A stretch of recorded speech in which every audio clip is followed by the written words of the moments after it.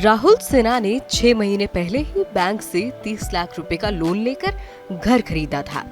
तब home loan की ब्याज दर 7% थी। पिछले करीब 3 महीने में आरबीआई अपनी रेपो रेट 1.40% बढ़ा चुका है। इस दरमियान रेपो दर में 3 बार वृद्धि हुई है, जबकि राहुल का बैंक होम लोन की दरें 5 बार में 2% बढ़ा चुका है। राहुल के 20 साल के लोन की पहले 23,259 रुपए की मासिक किश्त यानी ईएमआई बन रही थी। लोन की ब्याज दर अब 9% होने पर ईएमआई बढ़कर 26,992 रुपए हो गई है।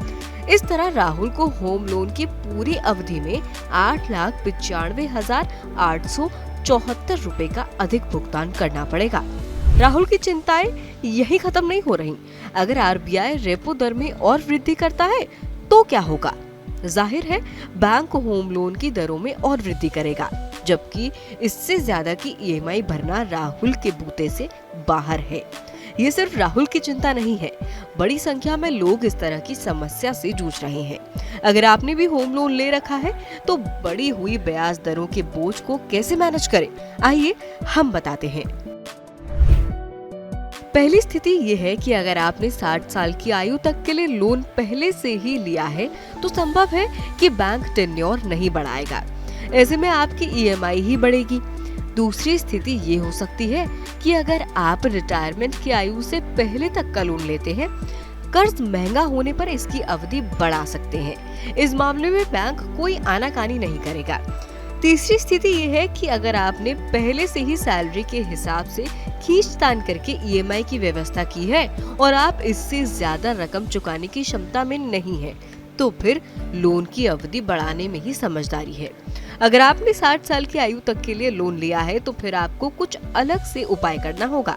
इसके तहत कुछ रकम की व्यवस्था करके प्रीपेमेंट कर दें।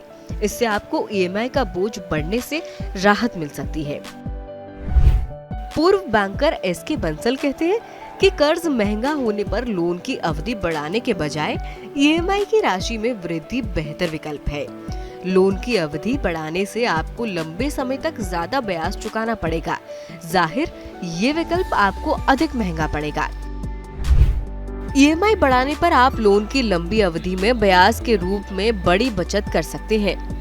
बैंकिंग एक्सपर्ट बंसल कहते हैं कि ब्याज दरों में तेजी का रुख जारी रह सकता है। ऐसे में अभी होम लोन लेने वाले लोग हाइब्रिड लोन का विकल्प चुन सकते हैं। पहले 3 साल के लिए फिक्स्ड रेट वाला लोन लें, बाद में इसे फ्लोटिंग दर में बदल लें।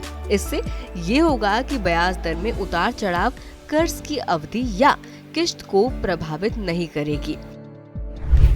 फिक्स्ड रेट में लोन की पूरी अवधि या जितने साल के लिए आपने लोन लिया है, आपको एक ही ब्याज दर देनी होती है। हालांकि ये सामान्य ब्याज दर से अधिक होती है। फ्लोटिंग रेट में ब्याज दरों में आरबीआई की पॉलिसी के आधार पर बदलाव होता रहता है। आजकल कई बैंक और फाइनेंस कंपनियां हाइब्रिड लोन का विकल्प दे रहे हैं। बढ़ती ब्याज दरों के बीच ये कदम उपयोगी साबित हो सकता है।